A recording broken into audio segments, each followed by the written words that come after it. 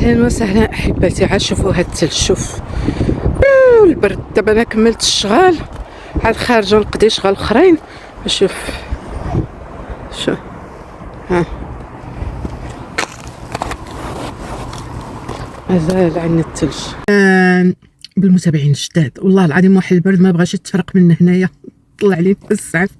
ايوا لا قال لك عرفتي ما فهمتش هاد الهجوم هاد الايامات. راه شفتوا راه اللي كدير شي كومونتير كنطلعها فوق العماريه بالسميه وكلها، وخلي موالين الحال يشوفوا الاحوال. بقاو تكتبوا انا كنحط في العماريه، ما كاين حتى شي مشكل.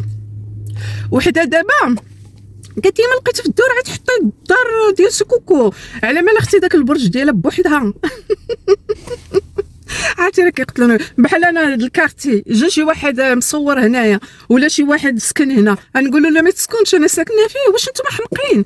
راه هذا كيبين لكم النوع ديال المتابعين اللي عندها هي ودوك اللي دايره، حيت هي ما يمكنش بوحدها كتدخل القنوات كلهم. وبطبيعه الحال كيف ما هذوك اللي الله يجازيهم بخير طلعوا الاوديوات ديالها كيفاش كتقول هادو تسينيالي واشنو ديروا ما ديروا، سي نورمال. راه هما اللي قالت لهم يديروه كيديروه.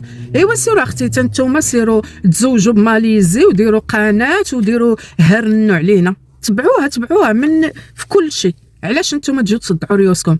ولا انت جالسه ليا كتشخري في دارك وكتجي لعندي انا ديري لي كومونتير؟ فين كتعرفيني اصلا؟ انا وريتك حياتي، وريتك اش كندير، فين عايشه، جيت كنسعى منك؟ نو. انا واحد مغربيه، مواطنه مغربيه، ما نبغيش شي واحد اللي يبهدل ليا باسم مغربيه. داتسيت. شفتيني داخله قنوات اخرين كندخل فيهم؟ نو. دبر راسهم. كنقول لي غروند لين، كنقول الاشياء اللي معقوله والاشياء اللي غير معقوله.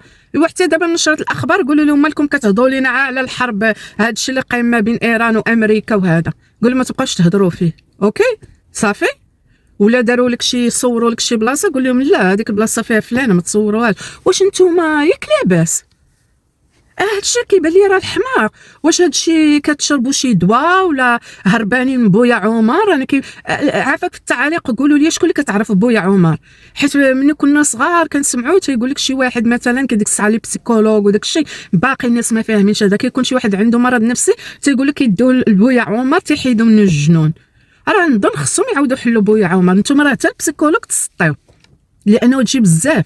تجي انت من منصه وحده وانا ما هضرتش عليك، انت تجي تدخلي لعندي باش تكتبي لي كومونتير صوري دارك. علاش كتصوري دار اخرى؟ غيزون دو بلوس نوريك انا ما نصورش لك داري، ما غتعرفينيش فين ساكنه انا اختي في القمر. انا راه من دوك لي مارسيان، شتي انا من دوك لي مارسيان في بلانيت اخرى. ايوا قلبي عليا. حتى هاد كندا انا اختي راه ماشي في كندا، راه كنضحك عليك. يلا سي لا فولي، سي فريمون مخكم تغسل. يعني هذا كيبين الا كنتو في المغرب بحال هاد العقول وباز اختي، وباز. زعما راه ما عرفت كيفاش سيدنا الله ينصرو كيدير التجديد ويدير وحدين بهاد العقليه. اختي هاد الشيء راه بحال واحد باغي يزيد القدام وشي وحدين كيجروه اللور. هي هادي، حيت ما غاديينش في لا ميم لونغور دوند. وهذا الا ما تبعش التطور وما تبعش الحضاره وما تبعش العلوم وما تبعش الاجتهاد باش يطور الواحد نفسه، يقابل ليا واحد كسوله وكسالي، ويقابل ليا وحده كتنقز حيت فرحانه بدور المراه الثانيه، ووحده حاله ليا قناه كتهضر بواحد الكلام بذيء، ووحده حاله ليا قناه الشيكيبيكي والرقص. واش المستوى هذا بقى؟ تقولي لي انا ما شفتش المغرب سنين هادي وما رضاش شي واحد يقول قو على المغرب، لانه ما كينكر اصله غير ولد الحرام. فهمتيني؟ فما تجيش ديروا لي لي كومونتير. راه قلتها لكم اللي دير كومونتير غنطلعها في العماريه وبقاو انتم ديروا الكومونتير وانا كنحطكم في العماريه. ولا لي صراحه كطوال النهار اللي غادي يدقوا عليك في الباب ديك الساعه بداو تزوقوا وتعورطوا. اوكي ديك الساعه العار عافاك. راكم عارفين اش كديروا وعارفين مع من نتوما، مع وحده ووحدين راه كاينين بزاف اللي كيساندوا وحده هضرت بأقبح النعوت الرموز عندنا في المغرب والتهكمات على بزاف الحوايج. انا ما نقدرش نديرها. ما كاينش شي واحد يعيب باه ولا ماماه يخرج على الملأ ويديرهم مع ولاد الحرام. راه حتى ديالنا تيقول لك واخا والديك يكونوا كفار عاملهم بالتي احسن. راه الارض والوطن راه الثانيه. فما يمكنش نقول شي حاجه في واحد الام الثانيه ديالي هي الارض والوطن ديال المغرب اللي دفنوا فيه عائلاتنا وجدود جدود جدود جدود جدود من نهار الكره الارضيه خلقت المغرب. فما تجيش ديري لي لا كومونتير، سيري تقفي راسك، سيري قابلي راجلك، قابلي وليداتك. راه كتلقوا وليداتكم برا كل نهار كنسمعوا واحد مخطوف، واحد طاريه فيه مصيبه، لانه الوعي ما كاينش. عرفتي شكون اللي خرج عليكم هاد المنصات؟ فعاود لا ديها في راسك وديها في راجلك وليداتك وعاوني داك الزوج، لانه نتوما مستحيل تكونوا من طبقه ثريه ولا ميسوره ولا متعلمه، لانه المتعلم والمسيرين كيكون عندهم مخ باش يديروا. اما نتوما باينين ليا وحده مسكينه، واش وحده كتعمروا لها الكونت باش تصرف على واحد اجنبي. ورا الاولى بدوك الفلوس داك الادسنس الاولى به، سمحوا لي، الاولى به ولاد البلاد. يا كنتو ساكنين في المغرب كتخلصوا الانترنت المغرب، علاش تصرفي لي على قيشوح سواء هي مراته الثانيه ولا الثالثه ولا مراته الاولى ولا العاشره؟ علاش؟ باش تجي تقول لك طيبت اومليت في الفطور، انت كيفاش صوبت الغرفه ديال بنتي، تخاصمت معاه، الاخرى تقول لك مشيت لذاك العرس. اشنو هو الجديد اللي عاطينكم شي ثقافه اكاديميه؟ بغيتو معايا يخرجوا، سيروا يخرجوا للجامعه توريكم، تقول لك اختي انت ولادك اللي قريتيهم بغيتي في هذه الجامعه، ها هما اشنو كيطلبوا، ها السياحه الا كنتو باغيين تجيو توريست، ها نتوما الا كنتو ها الاقتصاد ديال هذه البلاد كي داير، ها هما الاعراس كي دايرين، ها هما الالعاب كي دايرين. راه هادشي اللي خصو يكون في المنصه، ماشي نتوما المنصه خديتوها ليا البكا والشكا. في عمر هذه كانت ما فهمتش انا. المنصه وليتو دايرينها هي محكمه الاحوال الشخصيه، المنصه وليتو دايرينها ليا هي ديك قاعه الافراح، المنصه وليتو دايرينها ليا هي غرفه النوم والصالون. اش هاد البسالات؟ ما غاديش انا. شوفوا انتوما الا باغيين فريمون شي وحده تعاونوها، عرفتوا اش غديروا؟ قلوا من هاد الكلاخ اللي فيكم. اما الا بقيتوا على هاد الكلاخ ولي كومونتير ولي سينيو غادي تبقاو تاخذوا على راسكم، ووحده مورا وحده، اوكي، وحده مورا وحده، حتى نشوفوا هاد الشيء فين غادي يسالي. ونكملوا حديثنا انه بطبيعه الحال المغاربه اترافير لو موند اللي كيتواجدوا في اي بلد، وهذا مثال خير مثال انه مثلا شي مغربيه كتشوه بصوره المغاربه، كتقدم واحد المحتوى هابط اللي كيمس بكرامه النساء المغربيات. لازم تكون جمعيه مغربيه او رابطه مغربيه في اي بلد كيف عندنا هنايا، باش اي مشكل ما يكونش الشخص اللي مواجه ذاك الشخص، يعني ما حيت غتحول بحال شي افير بيرسونيل.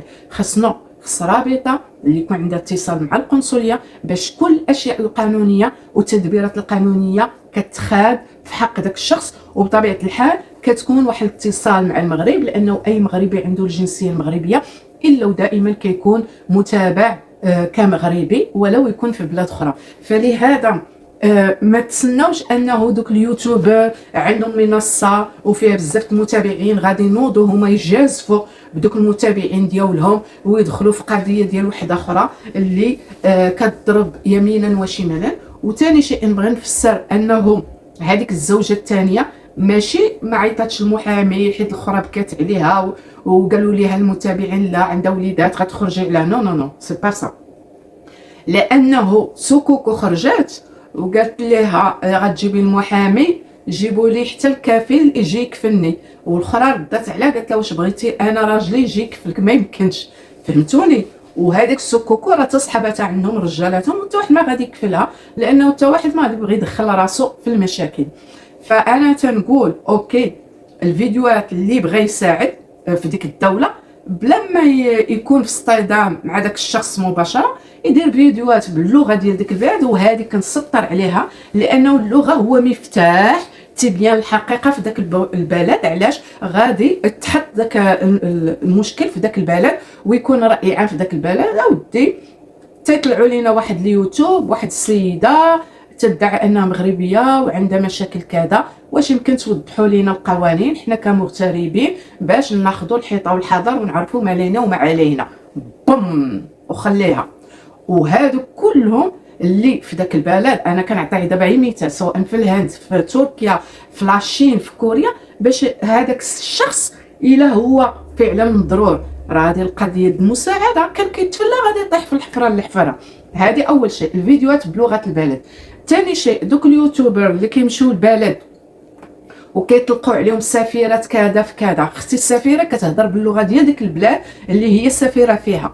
اما الا كتقولي لي السفيره وهي كدير فيديوهات بالدارجه للمغاربه، فين السفيره؟ السفيره ما بين المطبخ وغرفه النوم والحمام. هادشي اللي كيبان ليا.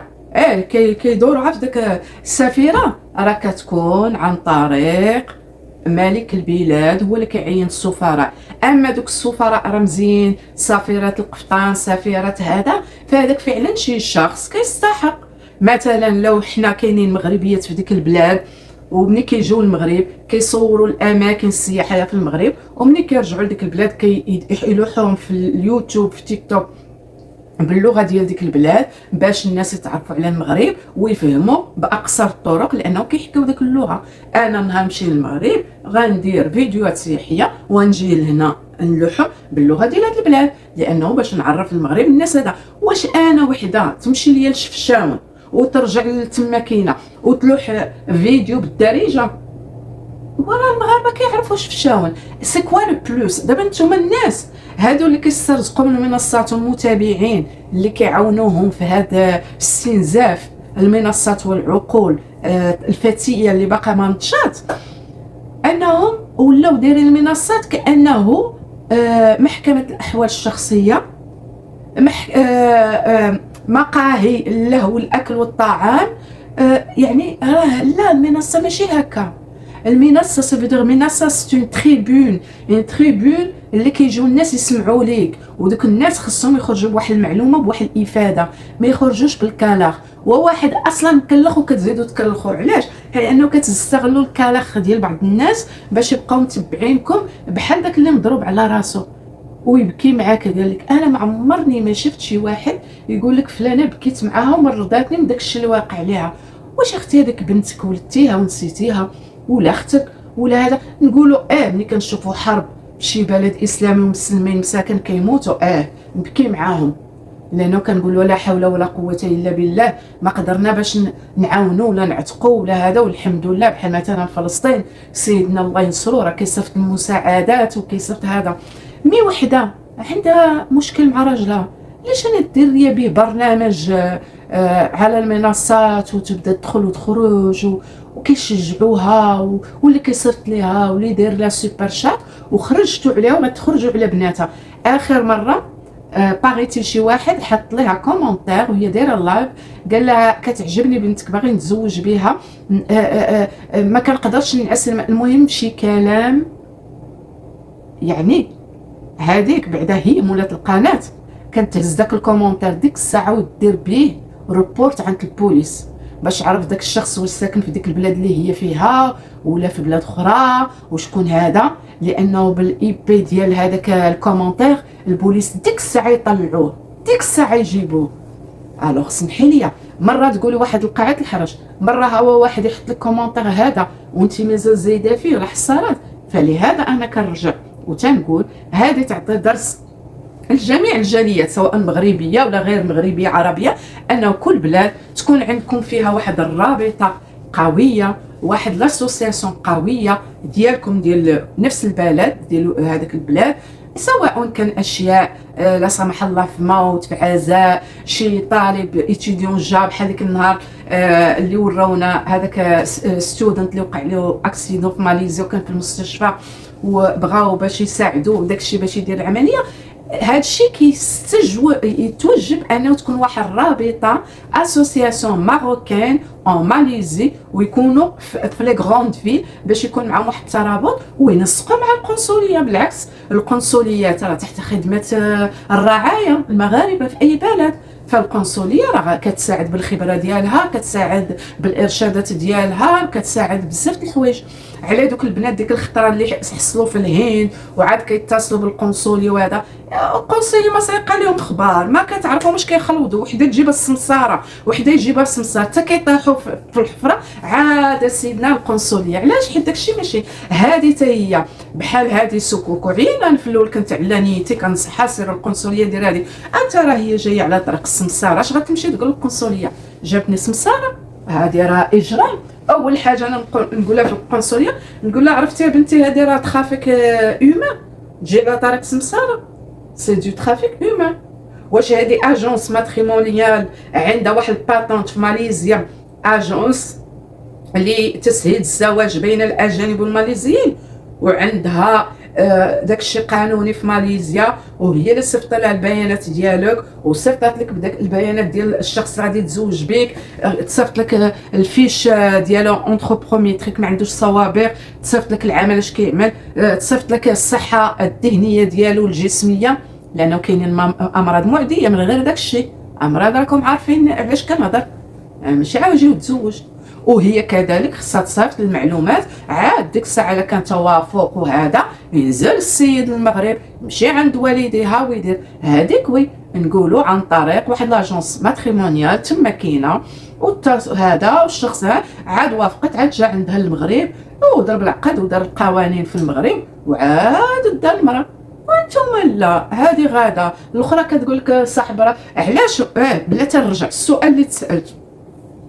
الزوجه الثانيه ماشي ما بغاتش تجيب المحامي حبا في المتابعين وحبا هذيك اللي انا وقال لك لا عندها الوليدات وقالوا لها شي وحدين حرام الا جبتي المحامي غادي تفرقع على ولادها. علاش غتفرقع على ولادها؟ عليا كانت غتجيب المحامي باش يمشي يحط دعوه ضدها ولا غتجيب محامي؟ المحامي غادي تسولو شنو هما القوانين ماليزيا، اللي باغي يقرا اللي باغي يتزوج اللي باغي يطلق، سي تو سامبل. اش كتكذبوا؟ هي ما جابتش المحامي علاش؟ اولا هذيك ركبت على الموجه ديال الاخرى ديال سكوكو باش زادت وانا مزوجه ماليزي ولاو هادشي ما كاينش وبلا بلا بلا، حيت هما بيناتهم حسابات من قبل. اوكي، وحده كانت بغات تولد والاخرى بغات تمشي عندها والاخرى ما بغاتش تقبلها، عاد جات خرجات وحده. علاش هذيك الزوجه الثانيه ما قالت لا جابت محامي تستقبلو، قالت لك محامي طراجلي، كنا عندنا محامين، انا عندي محامي في المغرب، على انا فين ما نبغي شي ورقه غادي نمشي نهز الطياره، جو بريفير نخلص ان بيي.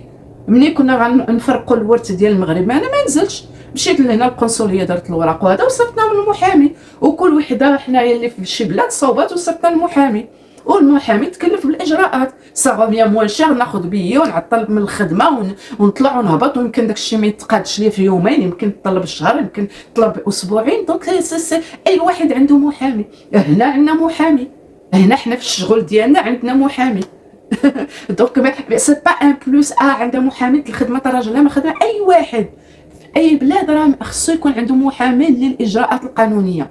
ثاني شيء انه هي ماشي ما جابتش محامي باش تستفسر معاه باش يوضح المسائل، وهذاك الشيء ما كانش غادي يمس سكوكو ولا من قريب ولا من بعيد. دونك ما تبقاش تقول بالعكس. سكوكو مني هذيك لحت فيديو قالت غندير، قالت لها هو جيبي لي حتى الكفيل، فعاودت لا تجيو تجيبوا المحامي سوا ديزو باش نطلق، الا طلقت جيبي لي الكفيل راجلك. الاخرى ناضت قالت لها علاش انا بغيتي راجلي يكفلك، انا راجلي ما يكفلكش، باش طلعوا بيناتهم المشاهدات وداروها بابا بابا. اوكي، تزادوا عليهم وحده اخرين. جات صاحبه سكوكو وحده طلعت فيديو باش تدافع على سكوكو وبدات كتفضح في الزوجه الثانيه. دابا صاحبه سكوكو بدات كتفضح في الزوجه الثانيه بانه هذيك صاحبه سكوكو كانت مصاحبه مع المراه الاولى ديال هذاك الماليزي اللي تزوج بهذيك الزوجه الثانيه، وعاودت كيفاش هو جاب هذيك، راه ماشي داكشي اللي حكات الزوجه الثانيه. قالت لهم لا، ها كيفاش تزوجات، هذاك راه كان نازل باغي يتزوج بوحده وما ما صدقش ليه وعاد مشى هادي. دونك هذيك قالت انا هادي غادي الا هدرت ومشيت كملت وجبت هذا غادي يوليو يمشيو ليا المتابعين وغادي نتفضح في شي حوايج ويمكن ينقصوا لي المتابعين، وهي تجمع راسها وصا تراكتي تو سامبلومون. لانه ولو تجيب محامي اشنو غتسولوا عليا تقول ليه فلانه سير طلقه من راجل؟ اش هاد الحماق؟ يعني سي دي زيكس. الا كان اللي كيسمع حماق راه خص ليه يهضر يكون بعقلو. سمحوا لي، انا غدا نجيب محامي شي وحده عندها نقدر محامي اوكي غادي بغيت استشاره الله يخليك هنا الزواج والطلاق قولي اشنا هما القوانين ذات سيت. اشنا هي اهل الحضانه ما فيها ما كيقطعوش الريوس، يعني بركه ما تضحكوا على ذوق الناس. لا، وهذه راه هما هذاك المارشي ديال تما كاينه كل وحده كتجارى باش تكون عندها حصه الاسد في الادسنس ديال المغاربه. راه لو كان هما سفاره ولا مغربيات هذا يديروا باللغه ديال ديك البلاد، ماكشي عيب ديروا لينا بالمغربيه فيديوهات اللي كتوريونا ماليزيا السياحه. انا عيينا من الكوزينه البيت النعاس للحمام، صافي حبسوا هذاك الشيء، اكلات ظهروا عليه وشارب، هذوك داروا زمان في الاول داك روتيني اليومي هذاك صافي سي ديباسي. الناس دابا باغا التكنولوجيا، باغا السياحه، باغا شي حاجه اكسترا اوردينير اللي تبهر المتتبع. اما داك الشيء كليت شربت مشيت عند عدوز وهذا، هذا ديال واحد الطبقه اللي مساكن، كاين اللي ما مزوجاش، كاين اللي مطلقه والراجل كان قاهرها، كاين اللي باقا مزوجه والراجل قاهرها، كاين اللي مسكينه داك لو نيفو انتيليكتويال ديالها ديستابيليزي، وانتم كتمشيو كتحتكروا هاد الناس، هاد الطبقه، باش كتعمروا الادسنس. وهي كتلقاي يمكن راعي والديها ما بحالهمش، هما اللي كيشارجيو لها الانترنت، ولا راجلها مسكين ما بحالوش هو اللي كيشارجي لها الانترنت، وانتم كتجيو تبقاو تضحكوا عليهم وذنوبهم عليكم. علاش؟ لانه نتوما كتستغلوهم اسوأ استغلال، ما كتجي تعلمي هذاك السيدات حتى شي حاجه. اما الا كنتو فعلا سفيرات ولا نساء دايرين منصه باش لترويج الثقافه، لا سمحي لي ديريها بلغه ديك البلاد، وغادي تحطي داك الشيء المغربي، تهضري بالطياب المغربي واللباس المغربي وديريه باللغه. كنتي في الهند غديريه بالهنديه، كنتي في باكستان ديري بالباكستانيه، في تركيا بالتركيه، في ماليزيا بالماليزيه، وتقولي انا مغربيه وكنهضر لغتكم وباغا نعرفكم بثقافتي المغربيه. هادو هما السفيرات ديال بصح. اوكي. عاوتاني تيقول لك مشات تجرب، غادي يعطيوها ما عرفت شي جائزه يوتيوبر، احسن يوتيوبر هنا. باش جينا دخلنا لقينا الفيديوهات كلهم بالدارجه، ما كنتش عارفه بلا الماليزيين كيفهموا الدارجه ولا كيهضروا بالدارجه. ويا ريتكم كديروا مع السوتيتر بالماليزيه والو غيان نادا، كتضحكوا على ريوسكم. تقول لي جائزه في ماليزيا حيت انا يوتيوبر، وهما كاع ما عارفينك في خريطه ماليزيا. وراه دارت فيديو شحال هادي وجبت لكم اشهر اليوتيوبر في ماليزيا، وفيهم بعض العرب اللي كيهضروا على السياحه. وهذا ثاني شيء، يمشيو يخرجوا بدوك الكاميرات، يمشيو للجامعات ويصوروا ويهضروا ويفسروا لكم المغاربه اللي باغيين يمشيو يتقيدوا في الجامعات، يهضروا لكم على الهجره الماليزيه داك الشيء القانوني، يهضروا لكم على السياحه، يهضروا لكم على اللي باغي يجي يخدم تماكينه، يهضروا لكم فريمون داك الشيء القوانين الزواج والطلاق. اما باش تبقاو تعمروا لي الفيديوهات، هي الماكله، كوزينه، بيت النعاس، طواليت، بيت النعاس، الكوزينه، هادشي اللي كتعرفوا. والمخ خاوي فيه الكورون دار، ما كاين والو. وهادو كنعطيهم مع مثال ومنهم عادات. اوغوزمون في المغرب ناضوا ليهم والله العظيم عفوا. فهاديك ماشي حيت سكتات، لا حيت قالوا ليها غادي يناضوا ليها المتتبعين وقالوا لا حتى اختي حتى انا بعدا بيرسونيلمون ما كنتش كنعرفها ما كنعرفهمش، وما عمرني ما نقول شي وحده لا شنو تقولي وما تقوليش. نو، كل واحد داير منصه راه قاد بها. واش كيعرفوا يجمعوا الادسنس؟ شي وحده تسنى المتابعين يقولوا لها اش ديري، بحال اذا ما تلوموش سكوكم ملي كتقول لكم المتابعين قالوا لي وقالوا لي. لا، ما كاينش متابعين. كل وحده في المنصه كدير البلان اللي كيسلكها، كل وحده كتلاعب مع المتابعين حسب ما يطلبه المستمعون. فوالا لي، فهذا الشيء اللي تنقول. اما باش تسناو شي وحده غتغامر بالمتابعين ديالنا، حيت هما اصلا لو كان بغاو شي وحده فيهم غتنوض بالماليزيه، مني تشوف داك الشيء معفن غتبدا تلوح فيديوهات بالماليزيه. واش انا من هنا درت فيديوهات بلونغلي وصورتهم؟ سيروا الفيديوهات الاولين راهم مصورين بلونغلي وصورت فيهم على المحكمه وعلى الطلاق وعلى البوليس ودايره ماليزي ومغربيه ودايره داكشي بالديتا. يلا هذوك الفيديوهات نشروهم يجيو يتحاسبوا معايا انا. الا كذبوني غنجبد لهم هذوك الفيديوهات اللي سمعت انا في اخر الدنيا. وصلوني هاد الفيديوهات وشفت هاد الشيء ودرت عليهم رياكشن. يلا اشنو ممنوع؟ الا كان ممنوع بهذيك الدوله كانت هي الاولى تمنع دوك الفيديوهات وتمشي عند مولات دوك الفيديوهات ودير معاه مساءله قانونيه. ماشي انا اللي نشرتهم، ماشي انا اللي قلت لهذيك تجي تغرق ولدك البلاد وتنعتو بكل نعوت. فوالا لي علاش هادوك فيديوهات بابليك؟ انا ماشي كناخذ فيديو ديال شي واحد نستولي عليه وكنحطه في المنصه ديالي باش يدخل لي منه الادسنس. نو، انا كندير فيديوهات باجتهادي الخاص وكنهضر فيهم بالعقليه ديالي وكنحلل بالعقليه ديالي ما كنتعدى حتى شي حد. اللي ما بغاش الناس يشوفوا الفيديوهات ديالو خليهم برايفت. عندك في يوتيوب عندك نون ريبرتوريي برايفت ولا بابليك. دو مومون صبعك تيورك على بابليك سا فيدير لو بوبليك فا فوار اي فا رياجير. ومادام كتخلي لوبسيون دو كومونتير اكتيفي سا فيدير خاصك تشوفي لي كومونتير ديال الناس. ومادام كتقولي الناس ديروا لايك يقدروا يديروا لايك ويديروا ديسلايك. بوين لا لين. ما يمكنش تاكلوا لو بوغ اي لارجون دو بوغ وتقولوا الناس ممنوع عليكم منعا انه تهضروا على الموضوع ديالي. لا نهضروا عليهم درتهم بابليك. حتى انا نهار نجي لا سمح الله نبدا نبكي عليك ونوري لك داري وراجلي وولادي وحياتي، من حقك تنتقديني وتقولي اللي بغيتي، لانه انا اللي عطيتك الساروت ديال الباب ماشي عطيتك الساروت، حليت لك الباب وقلت لك اجي شد فيه بصباطك. فما تبقاوش دابا تدمعوا علينا. وحده دارت الزواج الثاني، انا بالنسبه لي هذاك التطبيع مع الزواج الثاني وهذا تا هو خطر.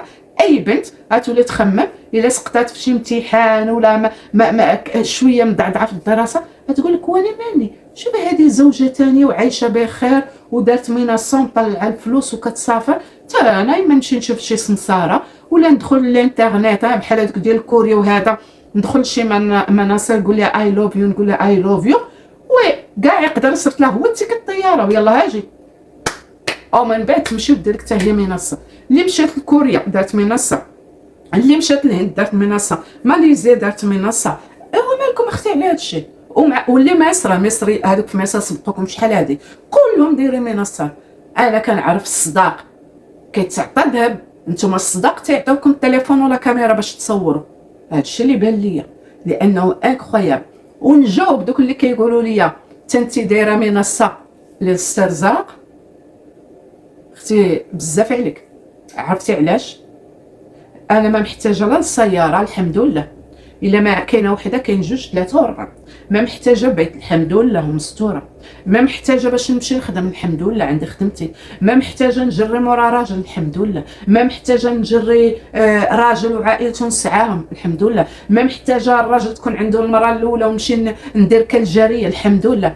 فبلعي لسانك وبلعي فمك، لانه هاد لي كومونتير راه غير كتضحكوني وكنعرفكم بانكم المستوى ديال تحت السرمايه، فهمتيها؟